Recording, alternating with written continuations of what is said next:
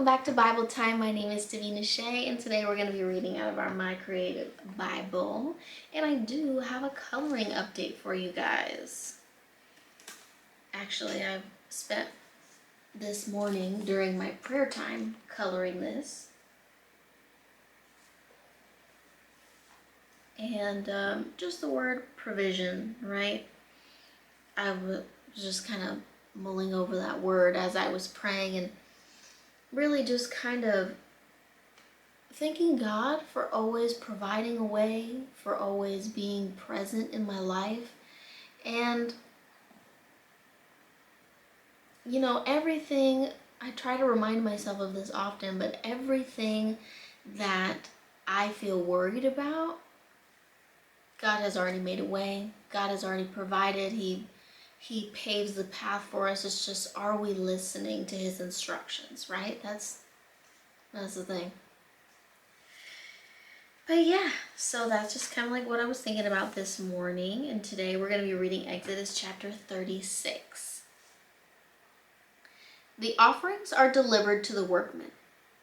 When wrought Bezaleel and Oholiab,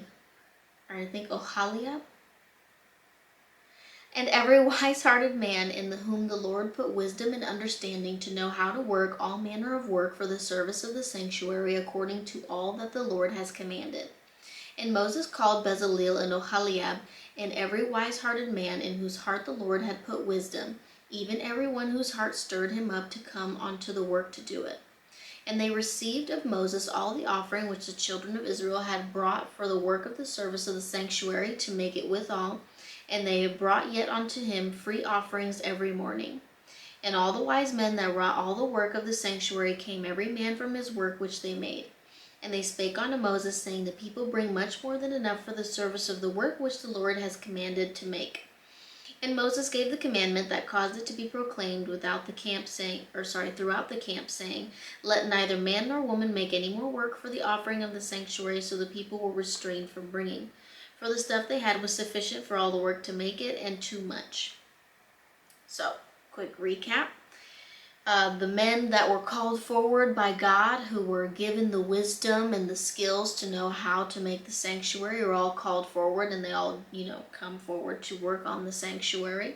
Everybody's bringing offerings in order to make the sanctuary, and eventually the workmen tell Moses, hey, we got it. This is enough. This is more than enough. So Moses tells everybody, lets them all know, hey, we got more than enough to build this sanctuary, so you can stop bringing stuff now. And so everybody stopped bringing things because, like they said, they had more than sufficient to make it. The curtains of cherubim. And every wise-hearted man among them that wrought the work of the tabernacle made 10 curtains of fine twined linen in blue and purple and scarlet with cherubims. Sorry, I don't even know if I'm saying that right. Cherubims? You got it. You got your copy of the Bible. Of cunning work made he them. The length of one curtain was 20 and 8 cubits, and the breadth of one curtain 4 cubits. The curtains were all of one size, and he coupled the 5 curtains one unto another, and the other 5 curtains he coupled one unto another. And he made loops of blue on the edge of one curtain from the selvage in the coupling. Likewise he made in the uttermost side of another curtain in the coupling of the second. 50 loops made he in one curtain, and 50 loops made he in the edge of the curtain which was in the coupling of the second. The loops held one curtain to another, and he made 50 taches of gold, and coupled the curtains one unto another with the taches, so it became one tabernacle. So, basically that was just an explanation of how he made the curtains for the tabernacle. The curtains of goat's hair. And he made curtains of goat's hair for the tent over the tabernacle. 11 curtains he made them. The length of one curtain was 30 cubits, and 4 cubits was the breadth of one curtain. The 11 curtains were of one size. And he coupled 5 curtains by themselves, and 6 curtains by themselves, and he made 50 loops upon the uttermost edge of the curtain in the coupling. 50 loops made he upon the edge of the curtain which coupleth the second. He made 50 taches of brass to couple the tent together, that made it be one. And he made a covering for the tent of ram skins dyed red, and covering of badger skins above that. And he made boards for the tabernacle of shittim wood standing up. And the length of the board was 10 cubits, and the breadth of the board 1 cubit and a half. One board had 2 tenons, equally distanced one from another. Thus did he make for all the boards of the tabernacle. And he made boards for the tabernacle, 20 boards for the south side southward. 40 sockets of silver he made under the 20 boards, 2 sockets under one board for his 2 tenons, and 2 sockets under another board for his 2 tenons. And for the other side of the tabernacle, which is toward the north corner, he made 20 boards. And there are 40 sockets of silver, 2 sockets under one board and 2 sockets under another board. And for the sides of the tabernacle westward, he made 6 boards. 2 boards made he for the corners of the tabernacle and the 2 sides, and they were coupled beneath and coupled together at the head thereof to one ring. Thus did he to both of them in both of the corners. There were 8 boards, and their sockets were 16 sockets of silver, under every board 2 sockets. He made bars of shittim wood, 5 for the boards of one side of the tabernacle, and 5 bars for the boards of the other side of the tabernacle, and 5 bars for the boards of the tabernacle for the sides westward. And he made the middle bar to shoot through the boards from one end to the other, and he overlaid the boards with gold, made them with rings of gold to be placed for the bars, and overlaid the bars with gold. Whew. Okay, so again, we're just going through instructions on how they are making the tabernacle. It's kind of interesting, you know, that they included these things in the Bible. It's so detailed. I mean, I don't exactly know what the measurement of cubits is translated into, like, inches and all that jazz. But, you know, if you wanted to, you could make this tabernacle based on the instructions, right? Finally, we have the veil. And he made a veil of blue, purple, scarlet, and fine twined linen, with cherubims made he of a cunning work. And he made thereunto 4 pillars of shittim wood, and overlaid them with gold. Their hooks were of gold, and he cast them 4 sockets of silver.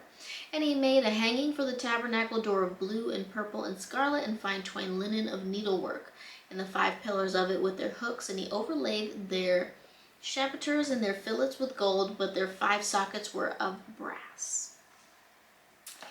And that is the end of chapter 36.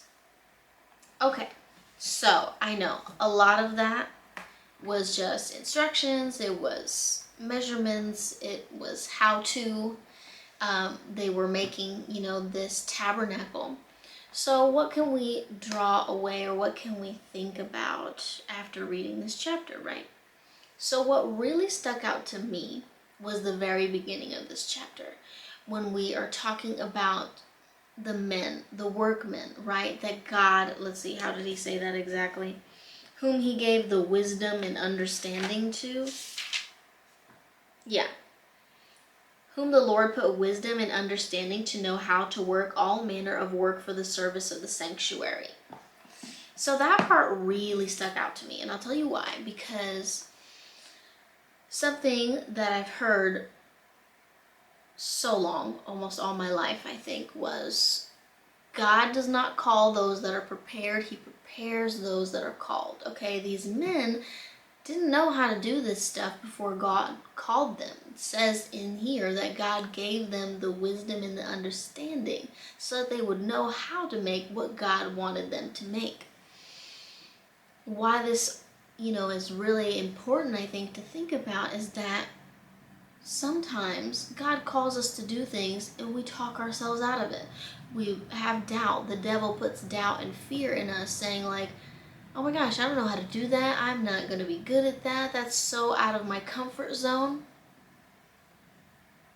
But if God's calling you to do it, it's because he knows that you can, and he is going to do, or, you know, mold you however he has to mold you in order to get you to the place where you can do that, you know. But you have to step out in faith and take the steps necessary in order to work towards that, and God will along the way build you up to that place, right? Build you up to where you need to be in order to do what you need to do for him, right? So I guess what I'd like you all to think about today, as you know, after you watch this video, is what is God calling you to do? And are you taking the steps towards that? Or have you let the devil lie to you and put fear and doubt in you and say, oh, I can't do that? Hey, I'm guilty. I'm guilty of that as well. I probably for a solid 2 years of my life totally ran away from what I knew God's purpose for me was. And I regret that time wasted, but I just dug my heels in and said, no, I'm not good enough for that.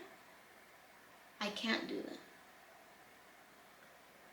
And I also let other people discourage me along the way as well. But don't let that be the case for you, okay? Don't let 2 years go by going in the wrong direction. Because if anything, you're just putting off your blessings, really. That's what it is at the end of the day. But yeah. Alrighty, guys. Let's finish out with some prayer. Dear Lord, I want to thank you so much for this day. I want to thank you for everyone who comes across this video, dear Lord. May all who are called, dear Lord, answer the call. May they know what your purpose is for them. May they take the steps in the right direction to fulfill that purpose. May they not be afraid. May they not let the devil lie to them. And this goes for me too. That the devil will not keep us from what God has in store for us. And I pray for everyone's health. May we all stay safe. Thank you, dear Lord, for the blessings that you've given us in the past and those that you will give to us in the future, as long as we obey. Thank you, dear Lord. Amen. Thank you so much for joining me today. Please don't forget to like, comment, and subscribe, and I'll see you all next time. Oh.